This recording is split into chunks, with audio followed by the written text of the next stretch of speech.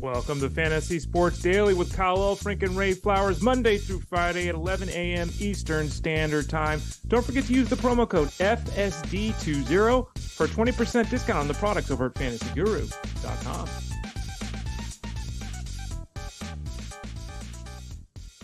It ain't over until the fat lady sings. At least that's how we play it here at Fantasy Sports Daily. We welcome you in on a Tuesday, the second day of 2024, which also means the second get-together this year for Ray Flowers and myself. Kyle Elfrink here, the Oracle over there. Ray, a good Tuesday to you. Good news, the holidays are behind us. We're done with those. It was a busy, 2 weeks almost. But I guess we can officially say back to a little normalcy here on the second day of January. Yeah, I don't know if that's a good thing. I guess it is. I think this year was really messy depending upon how you handle things, right? Because the falling on the calendar of Christmas and New Year's Eve might have screwed some people up. Next year it'll be better, folks. But yeah, I think it'll be nice to kind of get back into the groove for one more week of football, and then things all kind of start to change as we bring other sports in starting next week.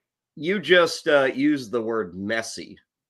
That is a perfect description, Ray, of Week 18 of the NFL season. And today on FSD, we're going to take an early look at Week 18. Not so much the matchups, but where we stand in terms of playoff implications. And like I said, it ain't over till the fat lady sings. Now, maybe the overweight gal has already sung in your league, and it is over. But I know there are folks out there maybe finishing up a championship matchup. Maybe you play both 17 and 18. Maybe you've just arrived in your championship matchup.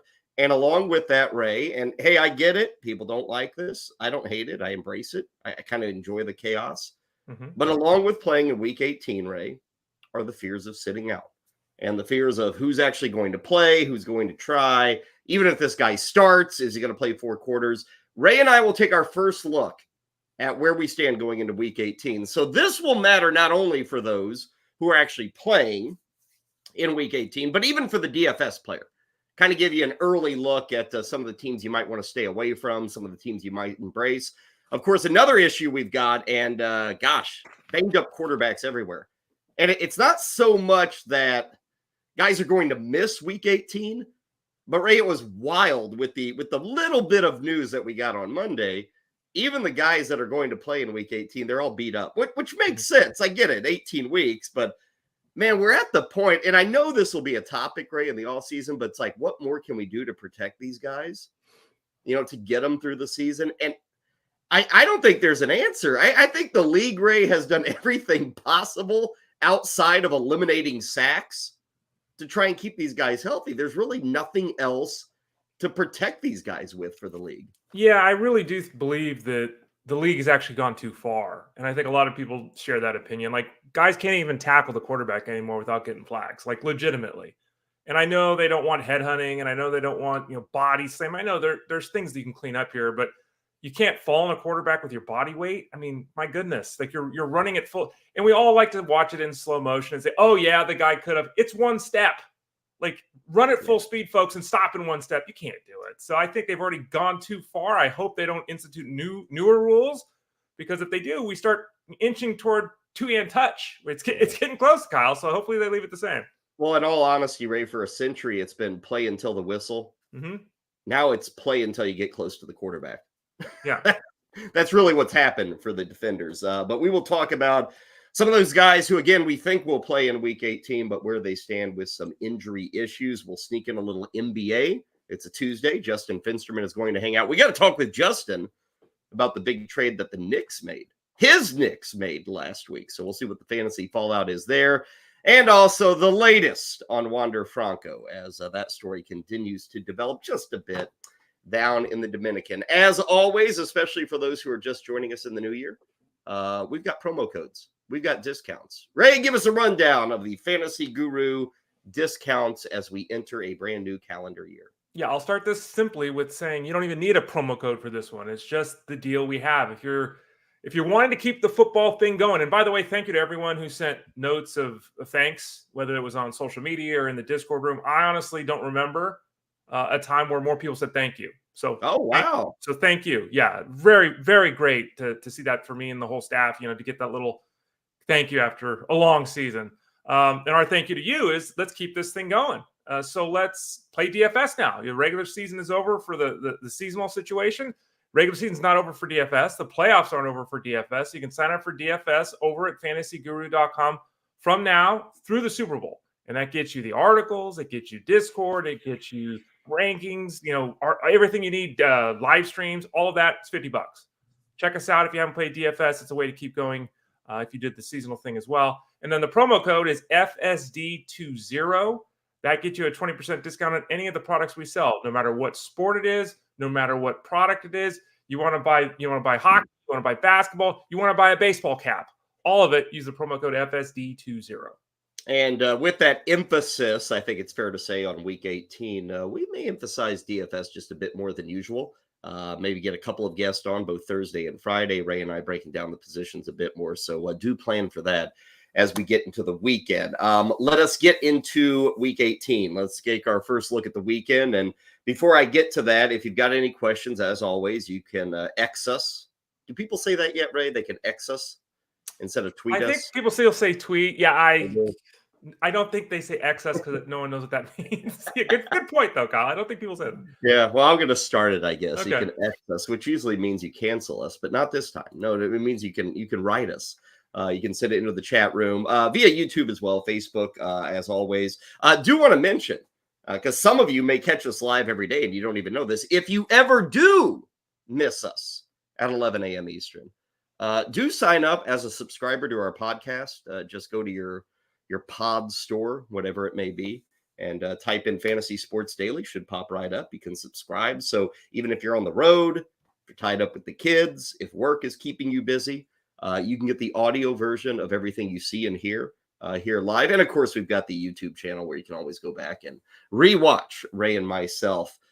Ray looks to be in a hiking sort of vibe today. You're really enjoying this green screen, aren't you? I am.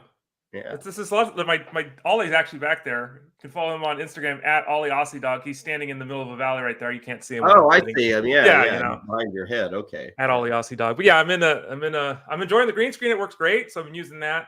I'm in the jungle. I wore my little, outward bound sweatshirt thing here in case I'm having fun. One other thing too, by the way, at the website, we also store the show. Some people don't even realize that too. If you go to the Elite Plus tab at the top, and then you can find Fantasy Sports Daily too. We catalog everything there. But yeah, I'm going green and green, Kyle. Green and green. That's how Ray Flowers is going to roll today.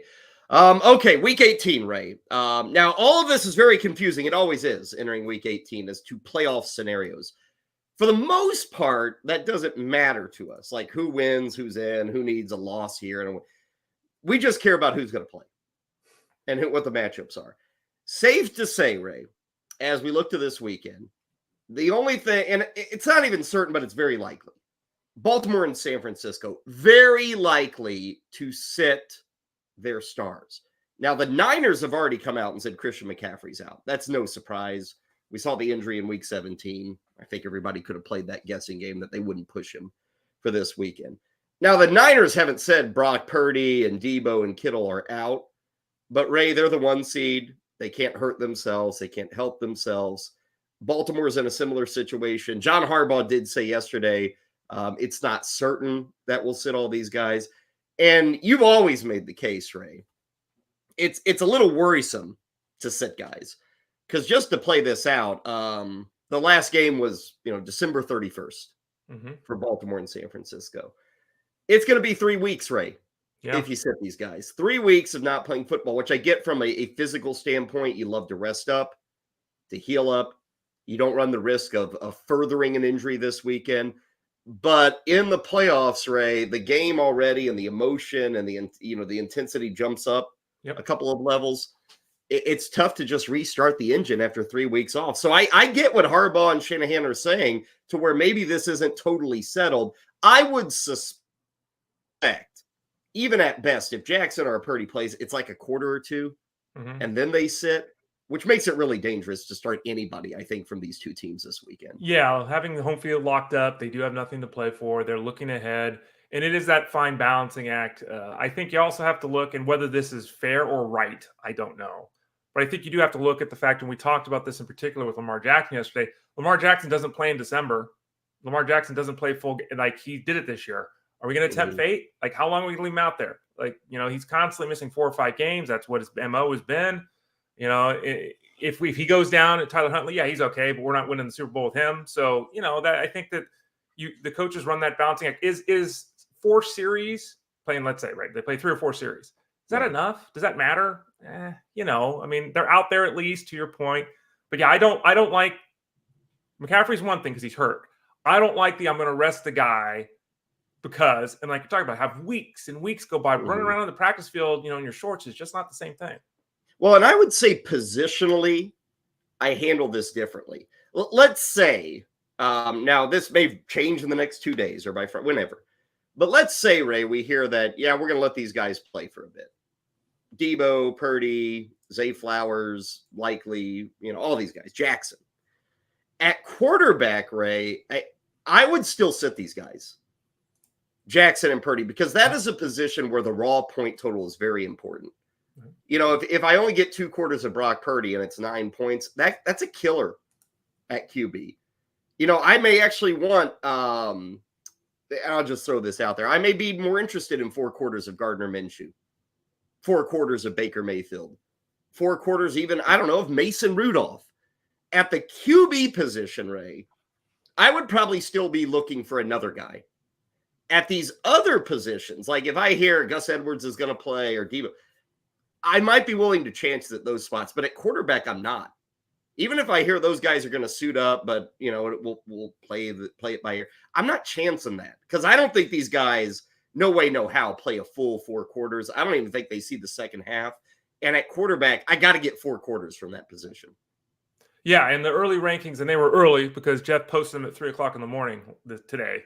The early rankings don't even have Lamar Jackson in there at quarterback. He's just not even, he's not even listed. We got 32 guys up. He's not even on there. And in the DFS or the seasonal space, you're totally right. You can't afford your quarterback to play a good game and get you 12 points because he only played half the game. Like it doesn't work. So, those guys that we don't like as much, the guys that we're not huge fans of necessarily, guys with even maybe difficult matchups, they surpass these other players if we're pretty confident they're not going to play a full game. And Lamar Jackson, I don't even know if he'll play. Like it might be 2 series. Like I really don't even know how much will be out there.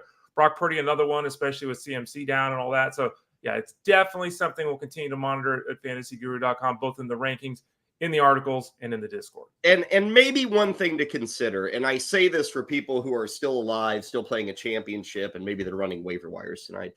The backups, Ray, for these teams can be of some interest for both these squads. Now, I would need to know that starters are not going to play to really be fired up about these guys. And again, you're making waiver bids without that knowledge tonight. Now, if you're doing waiver bidding tomorrow, maybe we have more knowledge. But you look at both these sides, Ray, certainly under center, Sam Darnold and Huntley. In Baltimore, they could be of interest. They could be top 20 options if we found out that Purdy is sitting and Jackson is sitting. So for people who maybe don't have a backup QB, or for people who have a lousy backup QB or QB1, QB2, whatever it is, I think Darnold and Huntley are both in the crosshairs for waiver bidding tonight. Yeah, and be smart about this too. We could randomly see guys get hurt in practice, right? It could happen. Guys could randomly sit this weekend. It could happen. If someone's backup quarterback is Tyler Heineke or Aiden O'Connell, like that's who you're facing this week, and Darnold or Tyler Huntley's there, go get those guys. They're better options than those level quarterbacks. So you can do a little bit of blocking too if you have that space, and you should at this point heading into the finals if you're still playing in the seasonal scenario. So, yeah, I think that both guys, absolutely, Darnold and Huntley would be top 20 in that scenario. Currently, we have Huntley at 14. So, he's top half the league this week, according to the early rankings over at fantasyguru.com. The big name's Elijah Mitchell. And again, for those who've prepped accordingly, Ray, I get, I don't have Christian McCaffrey for week 18. Well, if you've done your homework or done it correctly, and I realize things happen, and it's been 4.5 months maybe since you drafted Elijah Mitchell, but Ray, if he's available, that's like a slam dunk pickup for anybody out there. And maybe Davis Price gets some work. That's not the worst thing to consider. But certainly, if you're in a league where Elijah Mitchell is sitting out there, even if you're not going to start him, which, gosh, if I had him, Ray, I think I'd start him this week, wouldn't you? I mean, he kind of lands in that top 20 running back field, if not top 15, I think, this week for the Niners. Currently number 12 at fantasyguru.com. Yeah. And, I think that, and this speaks to the way we suggest people create their teams, right? If you had CMC, you had to add Elijah Mitchell. Maybe you didn't draft him. Maybe someone else grabbed him. Maybe someone dropped him. He didn't play for a month. Like, he was on the waiver wire if you didn't grab him. If you had CMC, he was a must get. We talk about it all the time. As the fantasy playoffs approach, you've got to handcuff your top assets. I found it interesting. I totally agree with you. I agree with the rankings here. I read an article at a pretty major source of information last night that suggested that they would start and target on the waiver wire Jordan Mason because Elijah Mitchell could be rested this week, which I don't get that, because Elijah Mitchell's going to get hurt. It's a matter of just when, right? So I don't know what are the Niners holding him out for? You're going to hold would they, well, would they get even Davis? I mean, are all these guys going to be involved? I guess there's part of that where they could go with like a 2-3 headed backfield. Right. Mason gets the goal line work. That's a lot of guess. I don't think anybody has a great read on that, Ray, unless we hear it from the mouth of Kyle Shanahan as to what they're going to do in the backfield, which I'd say is probably doubtful leading into the weekend. Yeah, but I mean, look at this too. If you look at, I'm pulling up Elijah Mitchell. He's got 20 carries since Halloween. Like, we're talking about guys needing to get in game shape and getting. Yeah. He's got 20 carries since Halloween. Like, if Christian McCaffrey goes down and play 3 in your first game of the playoffs, you think Elijah Mitchell can handle 20? Can he? I mean, he almost did last week. I get it, and he was effective. But you got to get in the rhythm. I mean, he's had one game of 5 touches since Halloween. So if he is removed from the game, it's because the Niners are ahead 24-7, and he's got a touchdown and 95 yards rushing anyway. That's how I personally see it. Some other names to consider from these two teams, and it's all circumstantial. I don't know where people are in terms of desperation, but these are also some DFS plays you can think about. Justice Hill, Melvin Gordon, Nelson Aguilar, Rashad Bateman. Maybe those guys get a little extra leash this week. On the San Francisco side, Ronnie Bell, Jawan Jennings, Ray mentioned Mason.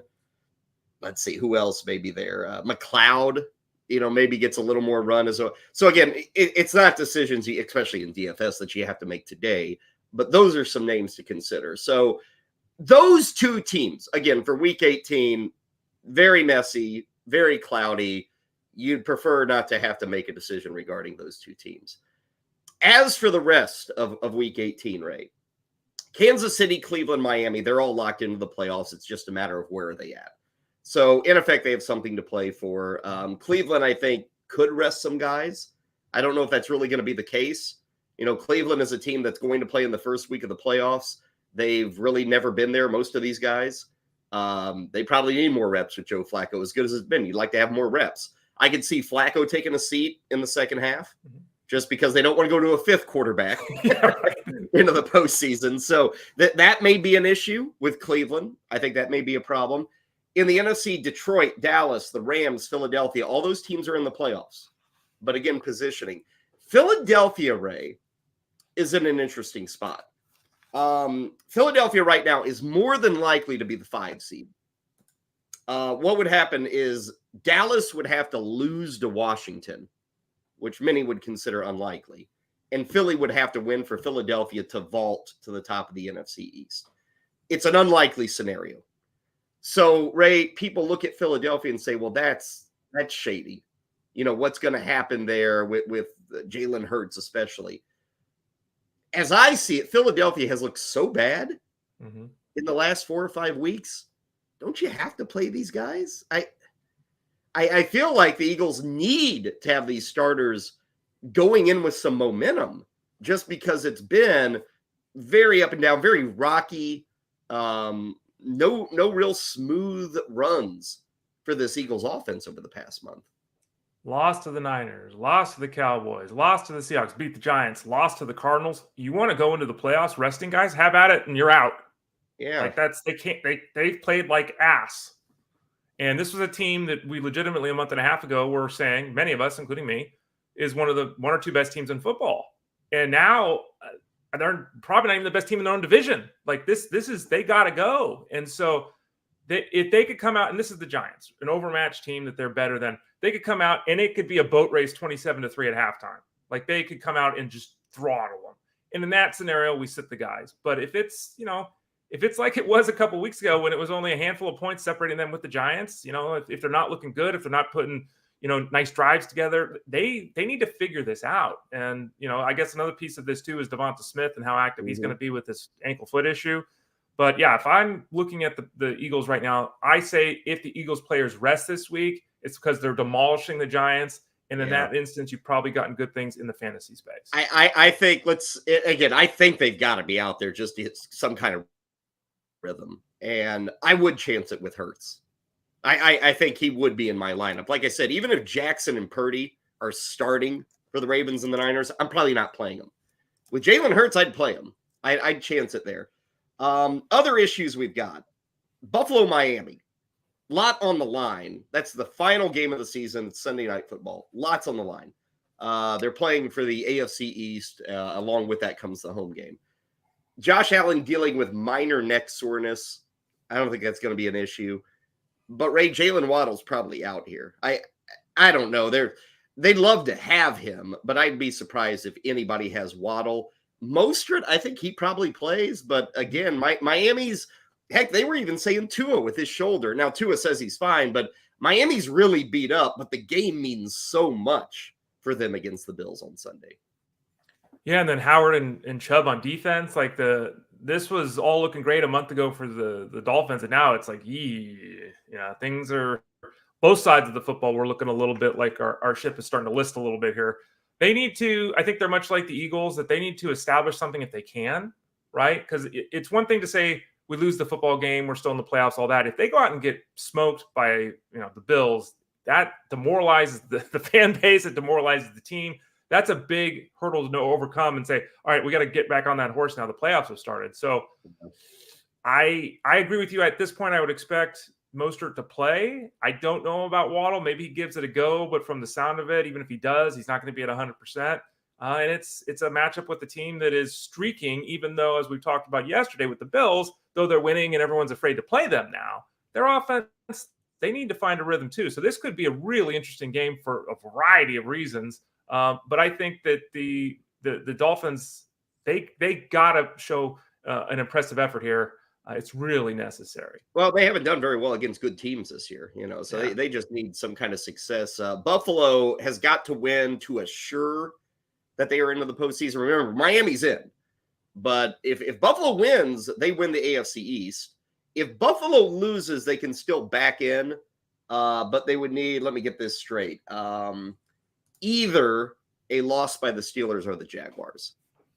So if Buffalo were to lose, they could still sneak in with a loss by the Steelers or the Jags. Speaking of the Jags, they are not locked in.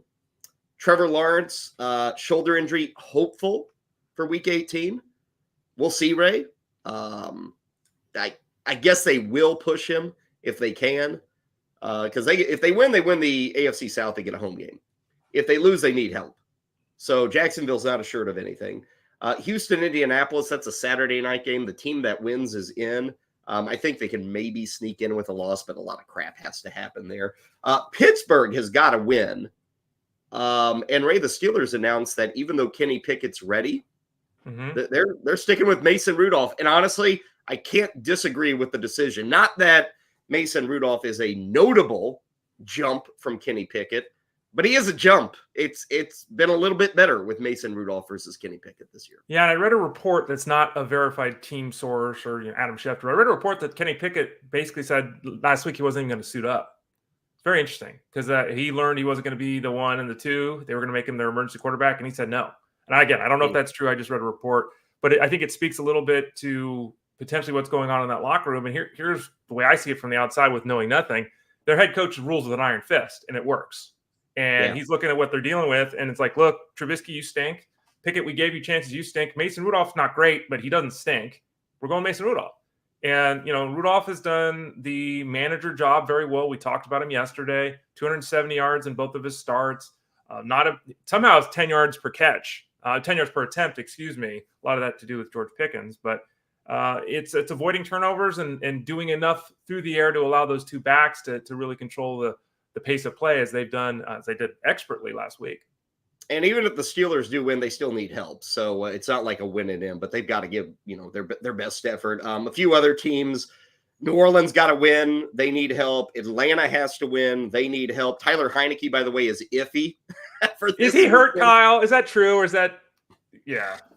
I don't know. Do I care? I don't. I mean, Ray, if I own guys like Robinson, London, Pitts, even, like, I'm not changing my outlook no matter who the QB is. It's been terrible all year. So if you've been playing those guys up to this point, like, I don't even, care about the QB news. It doesn't change anything for these guys with Atlanta. It's amazing how there's still there's rumors out there strongly suggesting Arthur Smith is staying. Which, okay, good luck, Falcon fans, if that's the case. Minnesota, Green Bay, Seattle, all teams that need wins and a little bit of help. So if you're just a football fan, it's going to be fun on Sunday. A lot of things moving around, a lot of games to follow. And for the fantasy player, Ray, that's playing in Week 18, again, it sucks. I don't think San Francisco, Baltimore is going to play guys, but that's 2 of 32 teams. You know, there are the usual number of injuries, I think, this week. So that's what we're looking at, Ray, is because 2 teams are sitting guys out. People don't want to play in Week 18, which always befuddles me, but that's where people stand. And as you've always said, most setups, 10 active spots? So we have 20 active spots for the 2 teams in the finals. Yeah. There's only 2 of 32 teams playing. How many teams in the finals have those guys anyway? I mean, so yeah. There's still people playing Week 18, and we're still giving advice over at fantasyguru.com. You can hit us up in Discord. You can find me on social media at the Ray Flowers. But there's still people I'm seeing that are doing the double, 17, 18, and then just 18 on its own. If for any reason you need a kicker this week, the Rams signed Brett Maher, so you might want to look at that. That's a cheap $1, maybe free place kicker for the Rams. Speaking of the Rams, Tyler Higbee dislocated shoulder this past weekend, so we'll have to follow his status this week. Good news for Bo Melton. Well, I don't think anybody talked about Bo Melton until 48 hours ago. Sunday night, he goes for 6 catches, 105 yards, and a touchdown. Ray, on Monday afternoon, he gets a signing from the practice squad to the active roster. So good news. He has been putting in the time and the effort all year, and going into the final week of the season, he makes the team with the Green Bay Packers. Isn't it funny how that happens? You read that and you're taken aback for a second. Like, you don't play in the major leagues if you're in AAA, right? It's just it's a weird scenario. You can be on the team, you can be active on game day and not actually be part of the team. It's just a weird way that the NFL does that. But yeah, like you said, good for him, right? And now there's some people, whispering dynasty. I don't know. They've got 18 receivers, and all this kind of stuff. But yeah, good for him. He's on the active roster. You go for 100 yards and a touchdown. That happens. And we didn't see anything on Jaden Reed, did we, about that chest injury? I didn't see anything mentioned. Yeah. So that Packers, again, they're dealing with Watson and all these other guys, but the Packers going into this weekend, still a team that's alive, still a team that needs help. But if those guys are healthy enough to run around and play, they probably will be out there going into Week 18. Tomorrow on the show, Ray and I will go game by game, give you the rundowns, the spreads, the game totals, all of that stuff. Maybe some more information on who's in, who's out, if that is a decision for Week 18. So we'll get to a lot of that coming up on tomorrow's show. As we break away from the football, let's go to the hoop side of things. We do it every Tuesday. We do it with our friend Justin Fensterman, back with us for 2024. Wow, he's looking different. Looking different in the brand new year. Happy New Year to you, Justin. Great to see you, sir. How did you ring in 2024?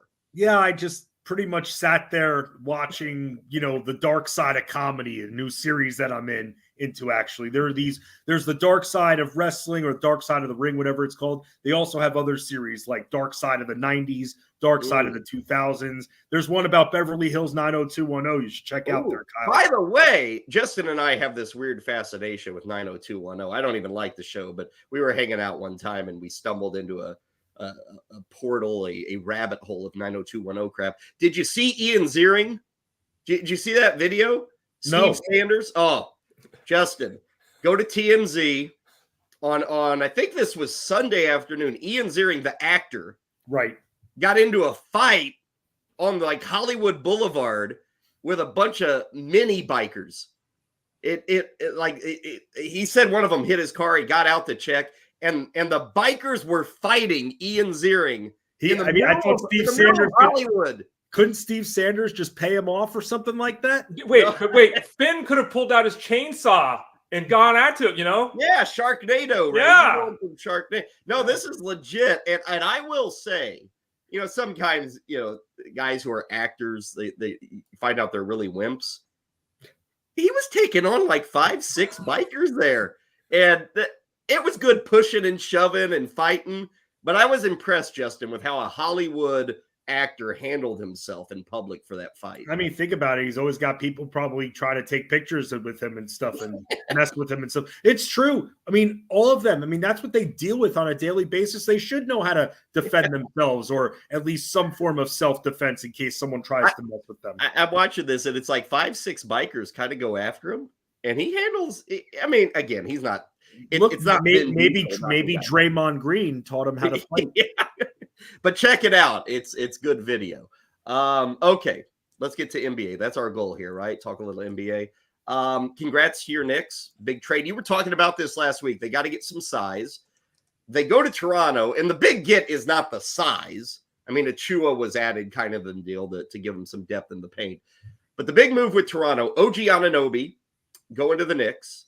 Toronto getting, let's see, Emmanuel Quickly and RJ Barrett. Yep. All three of these guys debuted last night. It was pretty good for all three of them. Kind of talk about the fantasy fallout with Anunoby going to the Knicks and with Barrett and Quickly going to the Raptors. So Anunoby's value doesn't change all that much, except he should have a little bit more when it comes to the shot volume, because one thing with Toronto is they've got a lot of guys who can handle the rock, which is why I wasn't surprised, because we've been talking about it for weeks that Toronto's going to sell. But at the same time, getting the guards that they did, they have a lot of them right now, which, says a lot about the trade in general. But with Anunoby, he gives the Knicks, I mean, from a fantasy standpoint, I mean, he's going to be in there. He's going to be getting more shots. They're going to need him in there. This was a big move to upgrade their defense. The Knicks were getting crushed, especially once they lost Mitchell Robinson. They were getting crushed in the lane, crushed in the paint defensively. And that's going to be a problem right there with their style, because they need to be able to shut down that lane. And they weren't able to do it.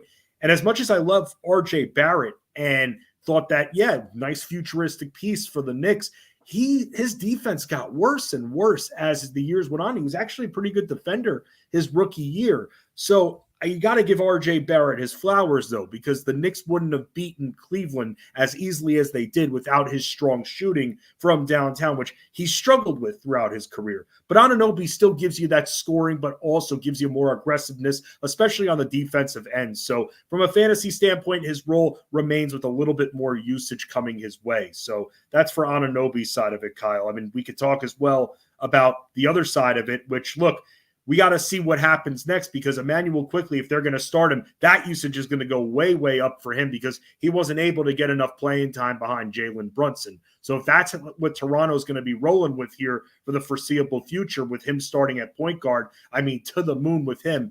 Barrett, though, it's going to be interesting. I think with Barrett, it's going to be similar. He'll have his high-scoring games, and he'll have his low-scoring games. I think with Barrett, he's going to be used as more of a shooter, because you've got Pascal Siakam, who can drive the lane. You've got Scotty Barnes, who's one of the fiercest drivers out there as well. I think Barrett's going to be utilized more as your secondary shooter from downtown. If he's hitting shots, he'll get fed more.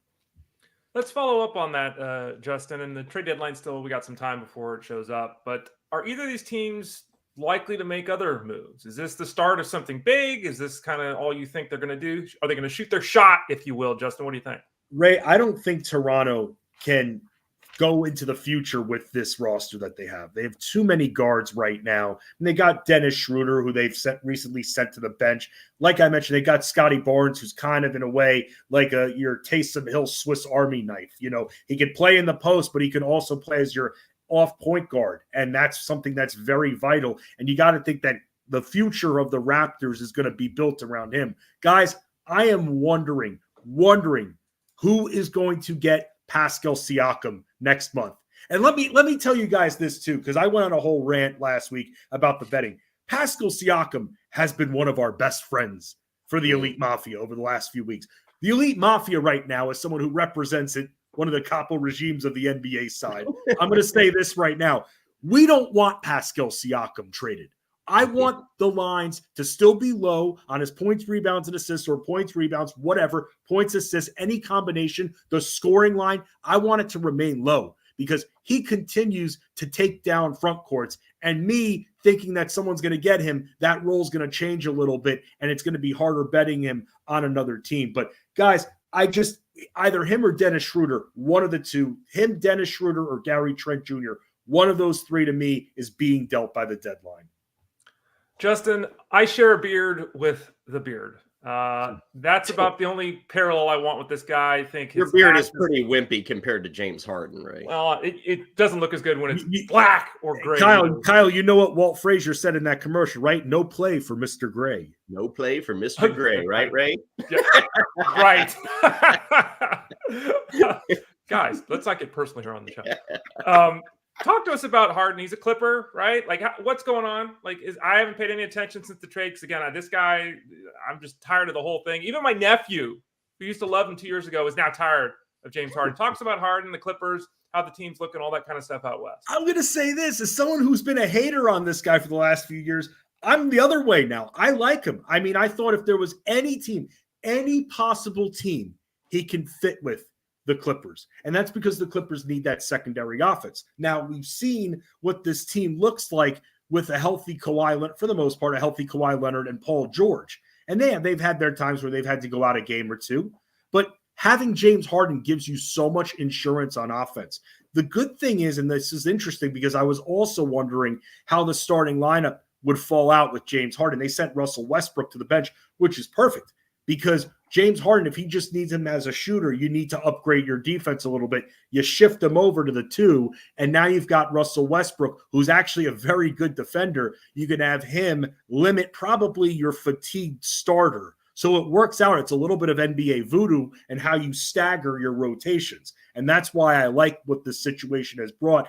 I like what James Harden has brought. I like that the first few weeks of him, or even the first month, we saw him in more pass mode. And that just showed that even though he says, I am the system, he actually acted like a systematic player who just got there. He was passing off a lot. And I'm sure for a lot of us DFS players that were paying at the time $7,500 for him, they very frustrating. You want him to score more. You're used to him scoring, but you saw more assists. Now you're starting to see him score more, which shows he's acclimated. He's in the same hop step as the rest of the offense and very rhythmic. And I like that. And that's actually made me into a James Harden fan and kind of want to root for the Clippers to be able to compete. Ooh, yeah. Well, if we stay in California, a lot of people want to root for the Warriors. No one roots for Draymond Green. No. Wait, do you think that? Do you think that the Warriors fans have now turned on him? No. Okay.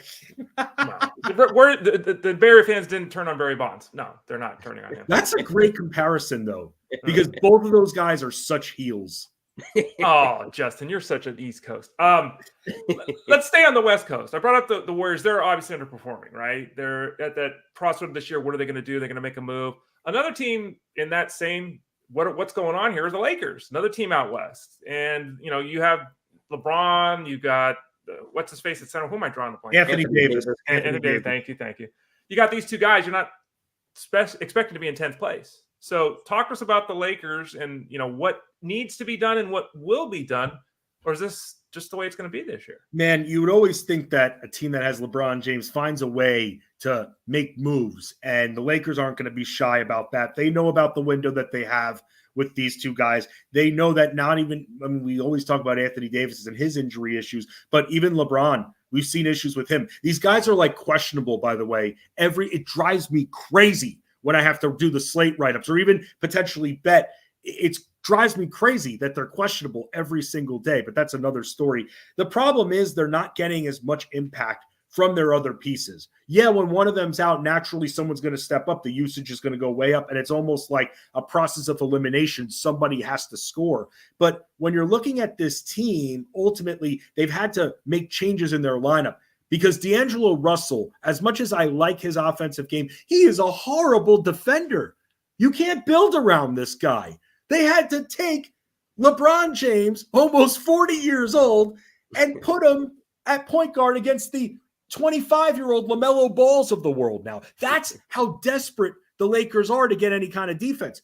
Now, they made a big offseason acquisition for them in their puzzle. Gabe Vincent. Gabe Vincent's been hurt, though. He wasn't even looking that great when he was in the few games, but now, he's having procedures. He's missing now 2 months. They are in desperate need of long-range shooting. They got to get someone. But now, to bring this conversation full circle, Ray, I talk about Pascal Siakam. I keep having this nightmare every other night, I'd say. Into the head of Justin Fensterman. Here we go. Pascal Siakam going to the Lakers somehow, some way. I don't know if they view this as their window. They have to with LeBron and Anthony Davis, and they'll trade whatever picks, which are draft capital is king in the NBA over the last few years. And they try to woo Toronto to be like, ooh, take all this draft capital here and pick swaps. Here's Pascal Siakam. And that changes the game. Does it help them out as much defensively? No, but A, it preserves Anthony Davis. B, it gives them a little bit of floor stretching ability. And imagine that powerhouse post of Anthony Davis and Pascal Siakam. There's a reason I say I get nightmares from that. Justin Fensterman joining us for a little hoops talk. We do it every Tuesday here on FSD. It's fun to talk about Harden and Davis and LeBron. I do want to bring up a few names that are much less discussed. Love that. And maybe we'll spend about, I don't know, maybe a minute on each guy. Got three guys for you. Derek White was over in Boston, Jordan Clarkson in Utah, and then Josh Giddey in Oklahoma City. Again, we'll go one by one. First, Derek White. I don't watch the Celtics a ton, but I got to tell you, Justin, every time I flip the TV on and they're on, Derek White's like making plays. Like he's making big shots.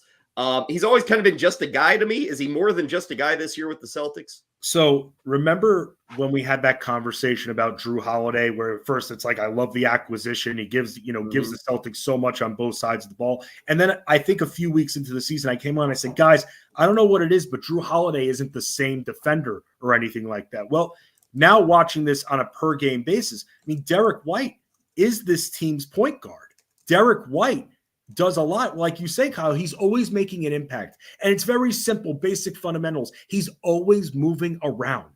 And that's why when you have games where Tatum's out, Porzingis is out, or Jaylen Brown is out, that's why Derek White thrives. And that's why we look at his props in high-octane environments. Because, yeah, Drew Holiday is there, and their stats are pretty similar. But Derek White has the edge in a lot of categories. He's very smart, and he does a lot of, and I make this comparison, does a lot of what Jalen Brunson does. Yeah, he shows he can shoot from the outside. But the teardrops, man, like what Mark Jackson used to do back in the day. The teardrops are just so effective, and he's so good at them. And that's what makes, because you have the defense at this time, if they know that you're not shooting the three, they're going to step back a bit. Okay, so Derek White takes 3 dribbles and teardrop open every single time. He's just very good at reading the floor, very cool, and anybody that watches the Celtics or plays on the Celtics, if you read any comments, he's the glue of this team. Yeah. He's the glue guy. Like Jason Tatum's the main impact player, but this guy right there is one of the players that's your impact player with either the first or second unit. Player 2 is Jordan Clarkson. Last night, a triple-double. Now, that's his first ever. It is the first Utah triple-double since 2008. Which is kind of wild to think about. I mean, that had to have been, if thinking about who it was, it had to be Deron Williams then. I think I saw the name, but I don't think it was Williams. Was it Andre Karolinko? It wasn't Boozer. I want to know who this is now. It wasn't. No way it was Boozer. I'll look it up. Yeah. Just a bit. But Clarkson, like he's been a 6-man for a majority of his career, but I guess he's starting more now. What is he in the fantasy universe? Again, coming off a triple-double last night, but what is he truly in the fantasy universe? So in points leagues, he still has value. And I'm watching his average, and the way I run my home league is kind of the barometer I set for points leagues. And points leagues, just so for those that, don't understand the difference, points leagues don't take percentages into consideration. It's really all about the stats. It's giving bonuses to things like assists, even steals and blocks, a little bit more of a bonus because I think those are vital and harder to get naturally. So when you're looking at the points leagues with my barometer, Jordan Clarkson's doing a great job. However, as much as Jordan Clarkson is doing a great job because he helps you out in multiple categories, he's having one of his worst, if not worst, shooting year of his career. Shooting 40%. He's not really hitting from beyond the arc at all. And it kind of frustrates me because I love Colin Sexton so much. And Jordan Clarkson, when he was out, Sexton was thriving. And with Jordan Clarkson in, it kind of limits him a little bit. So the thing with Jordan Clarkson is he's much more valuable in points leagues. He'll still get you a little bit in every category. He'll get you that big game like we just saw.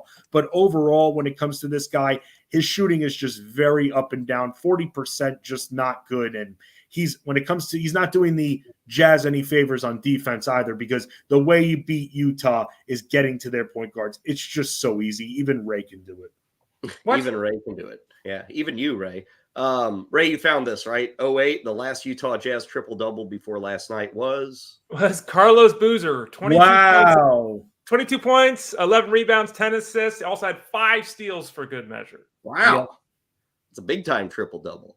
Almost 1,300 games between triple-doubles for that franchise. It just shows the state of the franchise and how sad it is. Look, that's a problem. They can't keep – I mean, look, should they really have gotten rid of both Mitchell and Rudy Gobert, or should they have looked to build around them, maybe spend some more money? I don't know. Everyone's making a ton of money in the NBA these days. Spend the money. Yeah. Last guy, Josh Giddey. And unlike White and Clarkson, who are doing pretty well, Giddey's kind of been a letdown this year. And he's had off the court issues that are going on. He's playing, though. I mean, he's been like in every game, I think. But the numbers are all down. And I'm just wondering for a fan, is he a buy low guy? I mean, last year was really good, kind of a breakout season for Giddey. But this year, again, all the categories, Justin, have fallen, and there's the distractions away from the court of play. Buy low or not with Giddey? I don't think so. And I love Josh Giddey very much, but Josh Giddey is unfortunately the piece of this Thunder team that's being marginalized a little bit. They have Shai Gilgeous-Alexander. He's super ball dominant. They don't need Josh Giddey. Josh Giddey is good at attacking the rim, but so is Shai Gilgeous-Alexander. So you need him to focus on his long-range shooting when you've got someone like Shai Gilgeous-Alexander. Why? Because Shai Gilgeous-Alexander is one of the few players in this league that will draw a third defender as soon as he hits the paint. And what happens there? Someone's open. Mainly it's Giddey, and he's got to be knocking down shots. It takes the ball out of his hands. Also, guys, the emergence of Jalen Williams, who I brought up with you guys before, he's become one of my favorite players to watch. I'm just such a 90s NBA guy where everybody was hustling, everybody was diving, everybody was playing defense. This guy is a carbon copy of the old school power forward, and he also has a little bit of offense attached. That's taken the ball out of Giddey's hands. And also, let's not forget Chet Holmgren, too. Chet Holmgren can handle the rock a little bit. And not only that, Chet Holmgren can stretch the floor so he can hit longer range shots too. I just think the Thunder have more in their front court offensively. And unfortunately, it's going to hurt someone. And it's not going to hurt Lou Dort, who when he's in there, he's firing threes. It's going to hurt Josh Giddey, and he's marginalized. He is not a buy low to me. Unless one of those guys suffers, God forbid, a serious injury, then Josh Giddey's usage, shot volume, that'll go up. God forbid, because we here at FSD never root for No, we don't want these never do that. Let's see, 6-game slate tonight. You and the crew will have the DFS coverage, cheat sheets, breaking it all down.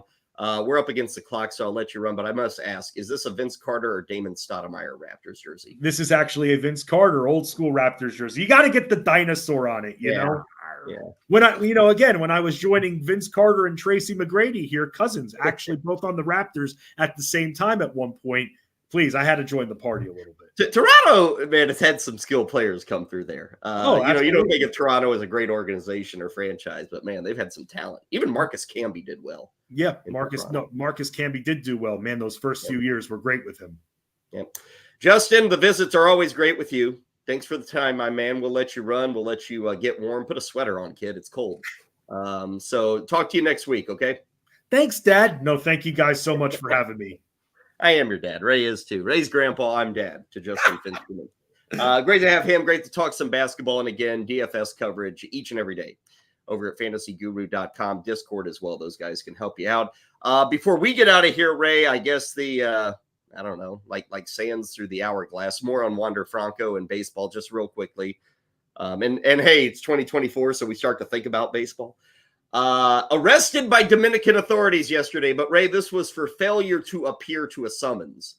This is not necessarily that he has been considered arrestable because of what the court case is or the investigation, I should say. But all in all, it's just looking more and more like undraftable this year, isn't it, with Wander Franco? It is looking that way, yeah, and it's tough to know exactly what's going on. They tried to find him in various homes. They couldn't find him. They finally got him. It's an arraignment situation, all these kind of things. Who knows? But clearly something something it occurred. Something that's not that the authorities don't think was kosher, as they say, right? And it's looking very much like not just this season, that his career could be in trouble. Yeah. And obviously, we'll have to see how this whole thing plays out. But you mentioned earlier the Trevor Bauer situation too, and Trevor Bauer's, he's not someone that any MLB team's interested in. And it's different in the case of Franco because he's a young guy that an organization trying to build around and gave a huge contract to, but there are certain scenarios that come up off the field that don't allow you to be on the field. And it's starting to look like what occurred with Wander Franco is one of those scenarios, Kyle. He's in the very, very early stages of an 11-year contract with Tampa.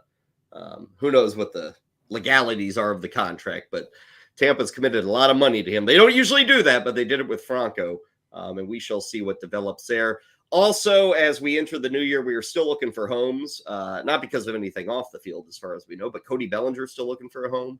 Blake Snell, Josh Hader. It's been decent on free agency, Ray, but I'd say at least half the field is still kind of sitting out there looking for homes for 2024 and beyond. Yeah, every day before I shut the computer down, I give a look to the wire to see if anything's happened. Every morning I wake up, I give a look to the wire to see if anything's happened. So we have the big free agent article over at fantasyguru.com to update. And it's kind of crickets. And I don't know, we were thinking some of these big pieces, Yamamoto and stuff, would spur on. And I mean, it's been more about the trade market the last couple of days, right? So I don't know, man. Baseball, you don't sign people to make it look good for public, right? You don't need publicity that way, but you need publicity, man. You got to go. Let's go. Baseball's just sitting there. No one's doing anything. No one's spending money. Sign these guys. Let's go. Let's get all the players going. Let's get the excitement building. They should do a better job at that. Well, and the fact of the matter, you compare it to other sports. Obviously, the NFL never stops. They're always in the news. NHL, NBA, their off seasons are taking place in the summer, which is relatively speaking wide open for sports news. At this juncture, sports news is everywhere. College football, NFL, NBA, NHL, and baseball, Ray, just goes silent. It's like they just, they can't even make enough noise. The Ohtani thing was big for a day, and then baseball went back into its shell. And I don't know if that's ever going to change. It's just a matter of the calendar, but we are getting closer. About 6 weeks away from spring training opening up, and Ray has been covering things over at Fantasy Guru. We're going to be coming out with a lot more. We'll let you know as we go day by day here on FSD with some of the new columns, some of the new features. The baseball season-long package will be up for sale here in just a bit. So a lot of things coming your way from the Diamond in the coming weeks and months. Ray, we are done for this Tuesday. You and I back tomorrow, 11 a.m. We'll see if we get any more news concerning who's in, who's out for Week 18. We'll start previewing those games. Busy weekend coming our way, which is always fun. We've got some games on Saturday, a ton on Sunday. There is nothing, by the way, on Monday Night Football. So it's pretty well just a Saturday, Sunday kind of combo with football this weekend. But we'll be back tomorrow, full hour, kind of breaking it all down. Ray, I bid you adieu. Great stuff. We'll talk soon. Sounds good. Thanks to everybody for joining us. Justin Fensterman as well, talking some hoops. We will see you in just about 23 hours from now at Fantasy Sports Daily, powered by fantasyguru.com.